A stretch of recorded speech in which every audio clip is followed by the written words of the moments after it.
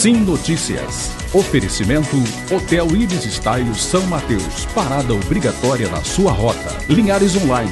Há 15 anos conectando você e sua empresa ao mundo. Olá, fique por dentro dos principais assuntos que marcaram Linhares e região na edição do Sim Notícias desta segunda-feira que já está começando. Veja na edição de hoje.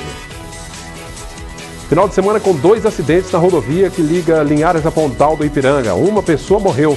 Motorista perde controle de carro e sai da pista na BR-101 em Linhares. Mobilização contra a dengue no bairro Aviso. Confira na edição de hoje as vagas de emprego disponíveis no Cine da nossa cidade. A TV Sim começa a exibir a partir de hoje a série de entrevistas com os candidatos ao governo do estado. A primeira entrevista de hoje é com a candidata Rose de Freitas. E os assuntos do nosso esporte você vê com Altemar Félix. Estas e outras informações agora no Sim Notícias. Linhares se vê aqui.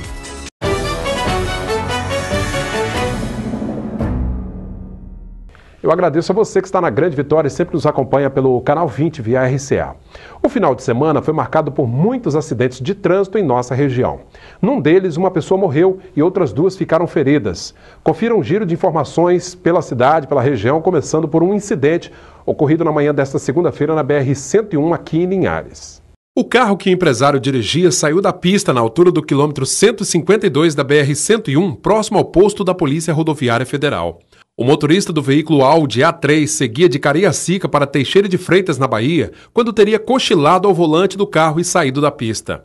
O veículo parou a poucos metros de uma árvore e o condutor nada sofreu. Equipes de resgate da Eco 101 foram acionadas, mas não houve a necessidade de socorro a nenhum ocupante do carro. 2 acidentes deixaram ao menos uma pessoa morta e 5 feridas em Linhares neste final de semana. Os 2 acidentes foram na rodovia S358 que liga Linhares a Pontal do Ipiranga. A primeira colisão foi entre 2 motos na madrugada do último sábado. O condutor de uma delas morreu no local. Outros 2 motociclistas ficaram feridos e estão internados no hospital. Já no final da tarde deste domingo, o acidente envolvendo um Gol e um Bugre deixou 3 pessoas feridas. Elas foram socorridas pelo Corpo de Bombeiros e levadas para o Hospital Geral de Linhares. Os ocupantes do Bugre disseram para a polícia que o Gol seguia em sentido contrário e forçou uma ultrapassagem numa curva, provocando saída de pista dos 2 veículos que não chegaram a se chocar. Um caminhão cegonha pegou fogo no início da tarde deste domingo na altura do quilômetro 201 da BR-101, que fica na entrada do bairro Cristal, na cidade de João Neiva. O caminhão transportava 11 veículos seminovos. De acordo com o motorista, ele trafegava no sentido Vitória quando percebeu que a carreta estava pegando fogo. Parou, desengatou o cavalinho da carreta e acionou a Eco 101, que utilizou a água de um caminhão-pipa para combater as chamas. A suspeita é de que o fogo tenha começado nos freios da carreta. Por sorte, ninguém ficou ferido. E olha que situação inusitada. Um veículo que pertence à Associação dos Deficientes de Linhares, a Defil, teve as placas clonadas e várias multas de trânsito têm chegado para a direção da entidade. Segundo o presidente da associação, José Geraldo Giovanni, o carro foi doado à instituição recentemente através de uma emenda parlamentar e de julho para cá, notificações de multa de trânsito têm chegado. O curioso é que o veículo descrito nas infrações da polícia é um caminhão que tem desrespeitado as regras de pesagem em balanças ao longo da BR-101. Um dos registros foi feito no dia 31 de julho deste ano. O veículo teria se evadido do posto de pesagem na altura do quilômetro 251 da BR-101 na Serra. O presidente da associação disse que notificou a ANTT e a Polícia Rodoviária Federal informando sobre o engano para não ter que arcar com as multas que chegam a R$ 5.000. Olha, no último sábado aconteceu mais uma mobilização contra a dengue em Linhares. Moradores do bairro Aviso, um dos locais com maior incidência de casos, foram alvo desta ação. Estudantes e agentes municipais de saúde usaram faixas e cartazes para chamar a atenção sobre o que pode ser um criadouro para o mosquito Aedes aegypti e o risco da dengue. O bairro Aviso registrou no primeiro semestre deste ano 266 notificações e 75 casos confirmados da doença e ocupa a 3ª colocação no ranking das regiões com mais casos em Linhares. O bairro Interlagos e o distrito de Bebedouro lideram as estatísticas no município. Desde o início do ano, ações como esta vêm sendo realizadas no combate ao mosquito Aedes aegypti em vários bairros de Linhares. O objetivo é mobilizar as pessoas e conscientizá-las sobre a importância de combater os focos do vetor.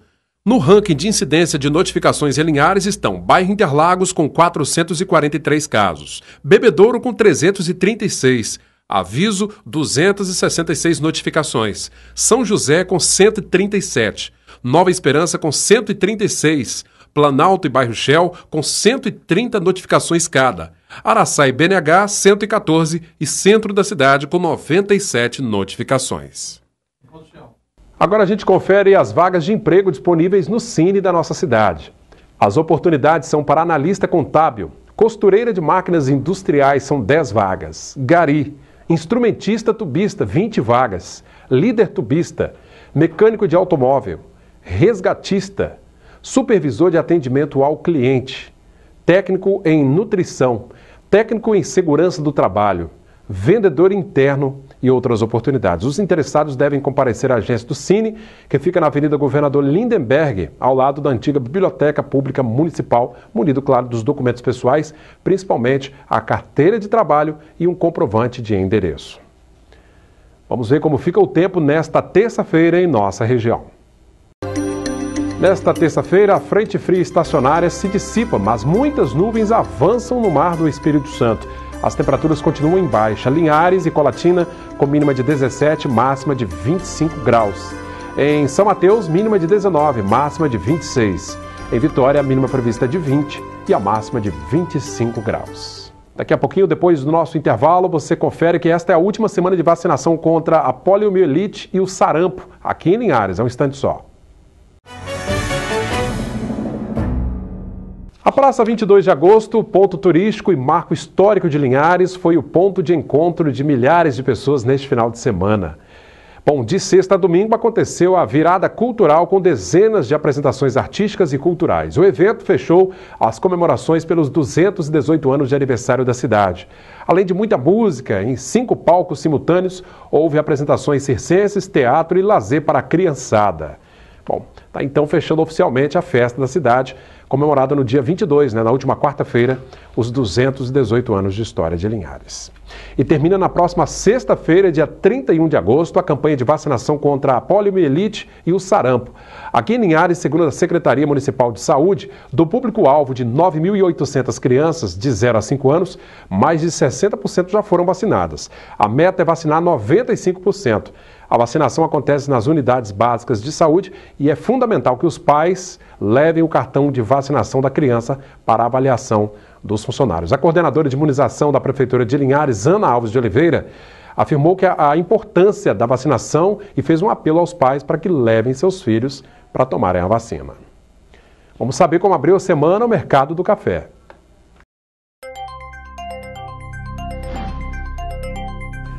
Arábica tipo 6, R$ 382 a saca. Arábica 7, R$ 350. Conilon tipo 7 abriu a semana valendo R$ 317 a saca. Fique por dentro agora dos assuntos do esporte com Altemar Félix. Sim Esportes. Oferecimento. HE Esportes e Central Bikes e Motos. Vamos de futebol amador de Linhares. Mal começou o segundo semestre e já temos os campeões de 2 categorias em competições municipais. Confira aí como foi. Final do Campeonato Municipal de Veteranos, 40 anos acima. União São José, 2, Nacional do Aviso 1. Gols de Roberto e Richard para União São José. Paulinho Pimentel, aquele mesmo do Linhares do passado. Campeão, União São José. A premiação Troféu José dos Santos, o Zé Prego. Primeira divisão, final, Golfinho de Povoação e Santa Cruz 2-2 no tempo regulamentar.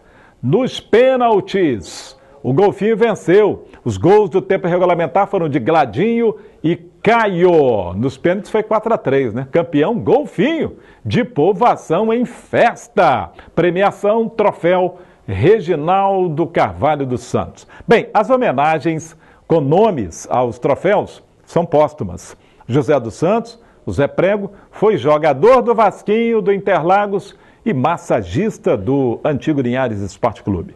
Também foi zelador do campo do Vasquinho. Reginaldo Carvalho dos Santos foi goleiro do Arsenal do BNH.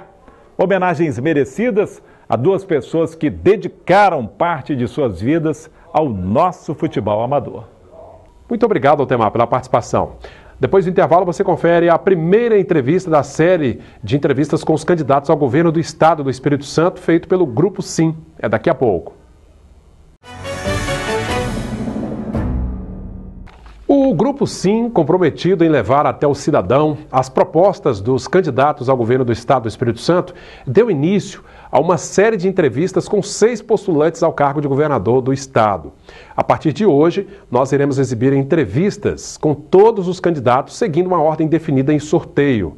Abre esta série de entrevistas a candidata Rose de Freitas, do Partido Podemos. Essa entrevista foi a jornalista Adriana Marques, nos estúdios da Rede Sim, em Vitória. Senadora, a senhora tem experiência como deputada estadual, deputada federal, senadora. Por que agora a opção pelo governo do Estado? Olha, a responsabilidade política, ela não limita territórios, né? Você se envolve com a vida do Estado, com os problemas do Estado. Se eu fosse me limitar ao papel que é designado para ser deputada, senadora, eu teria que legislar, pura e simplesmente, legislar, votar. Acontece que, representando o Estado, lutando pelo Estado, eu conheci muitas dificuldades que o Estado tem. Muitas você pode enfrentar, não na escala que nós gostaríamos de fazer. Como esses desafios acabaram ficando no meio do caminho, e eu convivendo com eles, encontrando cidades sem água, outras sem estrada, a insegurança pública do Estado, a questão das escolas, e eu fui atendendo os chamamentos que foram possíveis. Carreguei a pasta de todo governador desse estado, levando as reivindicações importantes na área do investimento, importantes na área social. E quando, vou dizer, praticamente me colocaram essa questão de que eu deveria ajudar a governar o estado e assumir esse papel, essa responsabilidade, eu pensei muito, não foi uma decisão fácil. Mas quando eu vi a demanda que estava posta sobre a mesa do que ainda faltava fazer, do muito que precisava ser feito, eu tive que tomar uma decisão. E eu aprendi a lutar. A vida é um gesto de coragem, né? Não dava para você se omitir nessa hora. Em seus discursos, a senhora fala muito em dar uma oportunidade à senhora e dar uma oportunidade à senhora como mulher. Essa vai ser uma bandeira que a senhora vai defender? Olha só, por incrível que pareça, nós estamos no século XXI, e nós estamos em 2018, estamos falando de mulheres que ainda sofrem preconceitos. Não imagine que é fácil você vir disputar uma eleição para o Estado do Espírito Santo, achando que todos os preconceitos, que esse comportamento cultural acabou. Não. Constantemente, quando eu vou a um debate, a uma entrevista, eu ouço perguntas da natureza, mas o que a senhora administrou? E essa pergunta nunca foi feita aos outros que não administraram nada até se postarem como candidatos ao governo. Não, a questão da mulher, ela está inserida no rol das políticas públicas, das políticas sociais. Mas o que me desafia a esse momento, me colocar como uma candidata ao governo, é exatamente superar as dificuldades que o Estado tem. Nosso Estado tem uma dificuldade enorme de dialogar, construir parceria. A resposta disso é o aeroporto. Ficou 16 anos aí e as pessoas disseram, e quando eu estava na condição de buscar o recurso, ainda me disseram que isso não era possível. Então, o que eu me coloco? Primeiro, como uma pessoa que acredito. Segundo, me coloco com capacidade de lutar e construir e derrotar de vez algumas demandas sociais que compreendem muita área da saúde, muita área da educação e da inserção. A segurança pública é um desafio hoje permanente na nossa vida, né? Você imaginar que grupos de bandidos sobem morros e tiram famílias de dentro de casa e você achar que isso é só uma questão de vigiar. Pois é, já que a senhora tocou nesse assunto, né? Nós tivemos um final de semana muito violento aqui na Grande Vitória. Foi assustador o que nós vivemos esse final de semana. O que a senhora pretende, qual é o plano que a senhora tem para a questão da segurança pública, já que a senhora tocou nesse ponto? Olha, segurança pública não é só a questão de você colocar carros, viaturas presentes na base das comunidades para que você tenha a sensação de segurança. Segurança você tem que construir a partir, inclusive, do tratamento que você dá à polícia, a estrutura que você tem que construir para que ela trabalhe, e a polícia também tem que se sentir segura no enfrentamento à marginalidade e à criminalidade. Não pode dizer assim, nós temos uma meta, vamos caçar os bandidos, se o policial não se sente preparado, não tem um salário, ele tem medo de morrer naquele momento, quando está exercendo seu trabalho. Nós temos uma polícia que ela precisa de ser mais preparada, mas com salários dignos também. E ela precisa ser amparada. Ela tem que saber que ela vai para a rua enfrentar o bandido e quem vai vencer é a polícia, não é o bandido. A sua família tem medo todo dia quando ele sai para fazer uma ronda naquele... Nós precisamos estruturar a polícia. Estruturar. Eu nunca vou deixar de dizer que também a demanda, né, da polícia hoje é muito maior em função da ausência das políticas sociais para cuidar dos nossos jovens. Permanentemente estamos vendo aí jovens 15, 14 anos serem assassinados, envolvidos no tráfico, envolvidos na marginalidade. Eu pretendo fazer uma política de segurança pública ostensiva, mas com tratamento primeiro da própria polícia, para que ela possa ir para a rua sentindo que ela está bem remunerada, que ela está cuidada, que ela está respeitada e que ela vai voltar com vida para casa. Senadora, eu vou voltar um pouquinho na experiência política da senhora. A senhora foi líder do governo no Congresso. Como é que essa experiência pode ajudar a governar o Espírito Santo, caso a senhora seja eleita? Eu acho que menos isso e mais o fato de ter 8 mandatos dedicados a discutir e trabalhar pelo Estado do Espírito Santo. Eu fui líder, assim, numa situação absolutamente estratificada, porque, na verdade, a questão maior é que eu presidi a maior comissão de orçamento, a maior comissão do país, que é a de orçamento. Orçamento diz respeito a todas as áreas do Brasil. E fui num momento, inclusive, em que 4 anos consecutivos o Brasil não tinha orçamento. Nós éramos manchete no mundo inteiro. Então, a soma de tudo que aprendi via convivência com administradores públicos, em todas as escalas, inclusive da própria Presidência da República, me fez ver o seguinte: se você não estabelecer prioridades e não estiver atenada às demandas da sociedade, você administra com o plano que você cria e não o que a sociedade impõe e precisa. Eu pretendo trabalhar o Estado do Espírito Santo exatamente isso.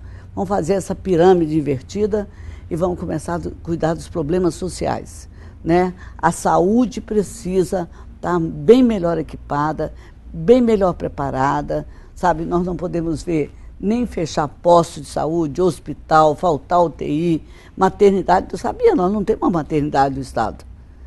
Nós não temos uma maternidade, nós temos leito materno-infantil em vários hospitais. Acabei de aprovar 49 milhões, inclusive para a Santa Casa, para que ela, no lugar da Promata, construa uma maternidade. E nós estamos atentos, inclusive, às outras questões da oncologia, que nós aprovamos os blocos agora com recurso. Eu pretendo buscar o recurso, que é devido ao Estado, construir parcerias para fazer que essas políticas públicas não fiquem no papel. Nós nos sentimos, em determinado momento, que não conseguimos atingir nossos objetivos. Mas o que falta para atingir? Falta que você não governa sozinho. Você precisa buscar os seus recursos, estabelecer as prioridades com a população, ouvir, né? Político não ouve, né? Tem uma mania de que acha que o que ele pensa é melhor do que o povo diz. Eu pretendo trabalhar para estruturar as políticas sociais, as demandas que o povo clama por elas. Ter escola onde precisa, creche não é artigo de luxo, água não é uma necessidade básica que você despreza e faz quando puder. Tem que ter necessidade do povo respeitada em todos os momentos. Eu pretendo trabalhar, como trabalhei a vida toda. Não tem um estado do Espírito Santo, não tem uma cidade que você procure, que você pergunte. Veio o recurso do governo federal para cá para fazer o quê? Normalmente a obra que o povo mais precisava. Senadora, a senhora fala no programa de governo, a senhora propõe um novo ciclo de gestão. O que seria esse novo ciclo? Eu disse que tem ainda demandas, e muitas, e imagino que de vez em quando vamos ter novas demandas, mas nós temos um déficit nessa conta social que é muito cara à população, né? A questão da saúde, por exemplo, nós temos um Estado equilibrado. E eu digo que isso foi graças à gestão do próprio Paulo, ele não desperdiçou dinheiro. Mas temos um Estado que, por exemplo, eu há pouco procurava no meu jornal de prestação de contas, que nós trouxemos do governo federal 134 creches, muitas escolas, aumentamos os UIFs no Estado do Espírito Santo, mas estamos devendo muito mais, né? A escola de tempo integral é uma escola que deveria estar atendendo a população onde quer ela necessite. Não há dinheiro para tudo isso, mas é importante que se faça. No governo federal há recurso para construir a escola de tempo integral. Por que nós não temos, né? Na questão da saúde, quando eu recusei assumir o ministério, eu olhava o tanto de problemas que a saúde ainda tem. E eu falei, não, vou parar tudo aqui, vou procurar os equipamentos para equipar melhor os hospitais. E você pode ir lá no Hospital das Clínicas, pode ir no Santa Rita, pode ir na Santa Casa de Guaçuí, Santa Casa de Cachoeira, onde você vai encontrar recurso do governo federal, porque esses recursos não foram usados anteriormente.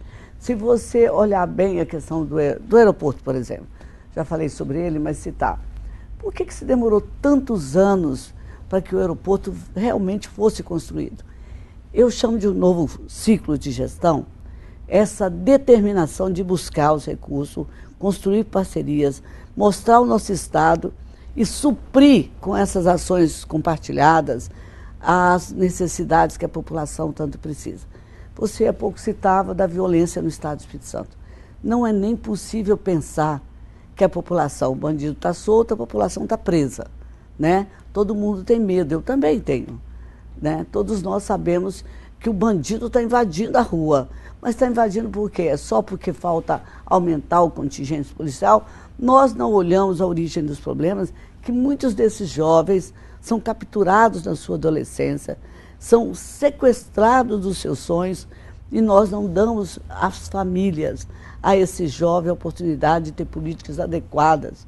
Quando falta a escola perto dele, quando a mãe tem que deixar o filho sem poder levá-lo a uma creche, ele não aprende, ele não estuda, nós não o capacitamos, nós estamos colocando um contingente de jovens que vão comprometer nosso país, nosso estado, nossa cidade. Nós precisamos ser mais cuidadosos. E eu falo isso como mãe, né? O que eu fiz como mãe? Eu fui cuidar dos meus filhos. Eu não nasci deputada, eu tenho um padrão de vida igual de muitas pessoas que passaram suas necessidades. Minha família tinham 10 irmãos. Minha mãe tinha que escolher quem calçava o sapato.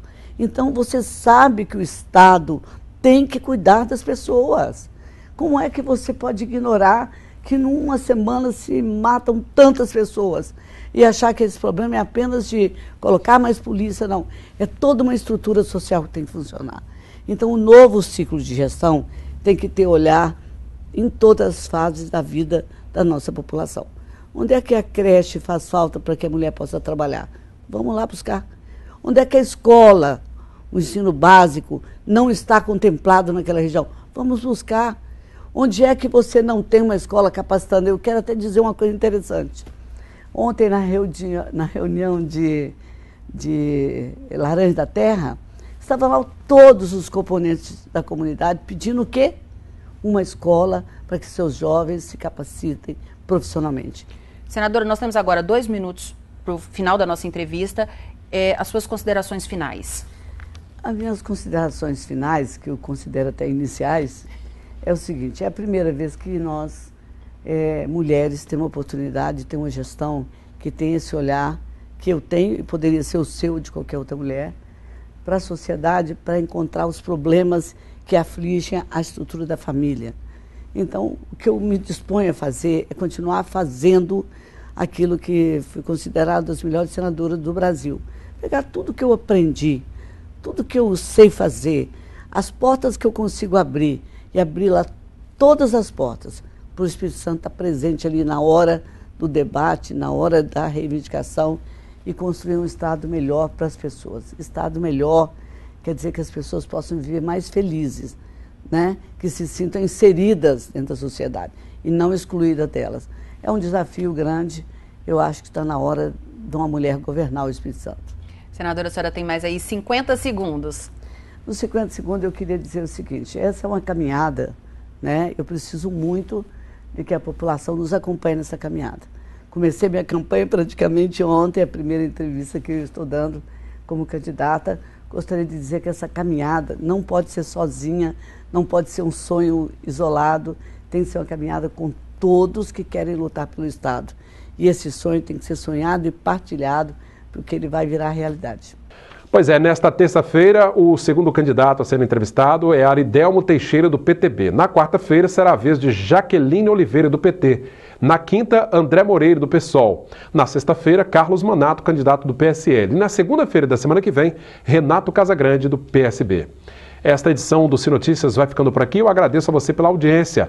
Você de Linhares e região, continue interagindo, mandando sugestões para a nossa página facebook.com/TV Sim Linhares. Todo o nosso conteúdo você pode rever também no nosso canal direto no YouTube. E o telefone da redação, anote aí, 3373-2000. Um excelente começo de semana, hein? Sim Notícias. Linhares se vê aqui.